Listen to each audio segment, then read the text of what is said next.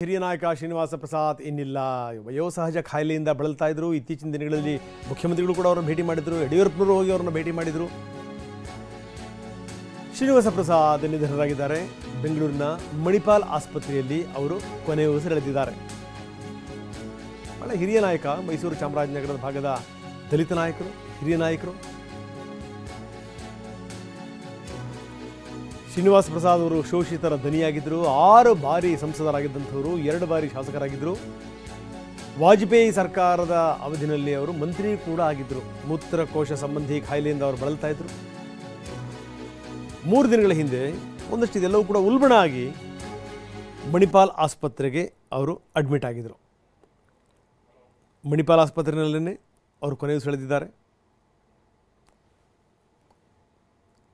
ಶ್ರೀನಿವಾಸ ಪ್ರಸಾದ್ ಒಂದು ಒಳ್ಳೆಯ ಹೆಸರನ್ನು ಇಟ್ಕೊಂಡಿರುವಂಥ ನಾಯಕ. ಜೊತೆಗೇನು ಅಂತಂದರೆ ಎಲ್ಲರ ಜೊತೆಗೂ ಕೂಡ ಚೆನ್ನಾಗಿದ್ದಂಥವ್ರು. ಹಿಂದೆಲ್ಲ ಅಧಿಕಾರ ಕಳ್ಕೊಂಡಂಥ ಸಂದರ್ಭದಲ್ಲಿ ಒಂದಷ್ಟು ರೋಷಾವೇಶದಿಂದ ಮಾತಾಡಿದ್ದನ್ನು ಬಿಟ್ಟರೆ ಶ್ರೀನಿವಾಸ ಪ್ರಸಾದ್ ಅಷ್ಟು ಸುಲಭ ಆ ರೀತಿ ಜಗಳಗಂಟ್ರಲ್ಲ.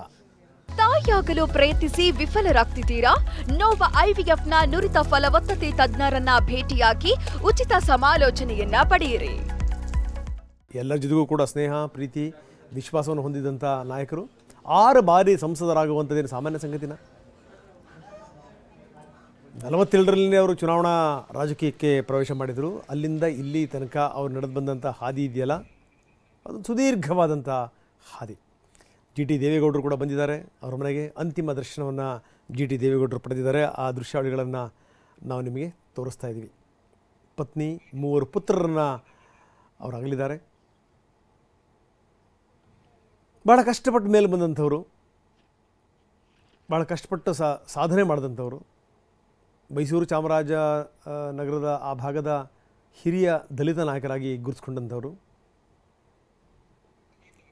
ಪ್ರಬಲ ದಲಿತ ಪ್ರತಿಪಾದಕರು.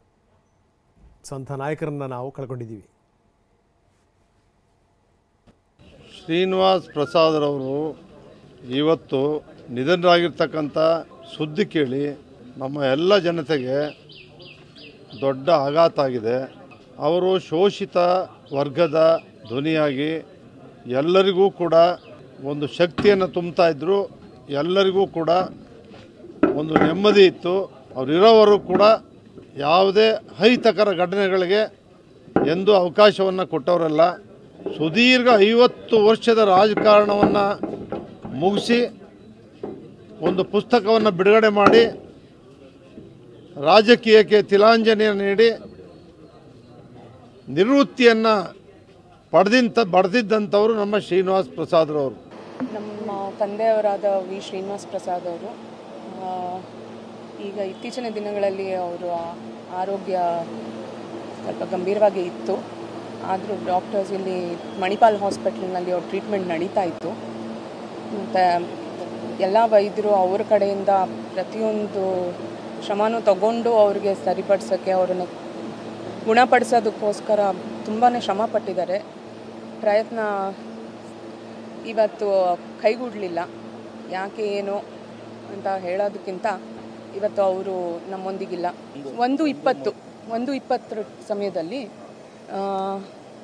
ಅದು ಅವರಿಗೆ ಹೃದಯಾಘಾತ ಆಗಿ ನಿಧನರಾಗಿದ್ದಾರೆ. ನಮ್ಮ ತಂದೆಯವರು ಆತ್ಮಕ್ಕೆ ಶಾಂತಿ ಸಿಗಲಿ ಅಂತ ನಾನು ಪ್ರಾರ್ಥನೆ ಮಾಡಿ ನಿಮ್ಮೆಲ್ಲರಲ್ಲಿ ಕಳಕಳಿಯಾಗಿ ಮನವಿ ಮಾಡ್ತೀನಿ.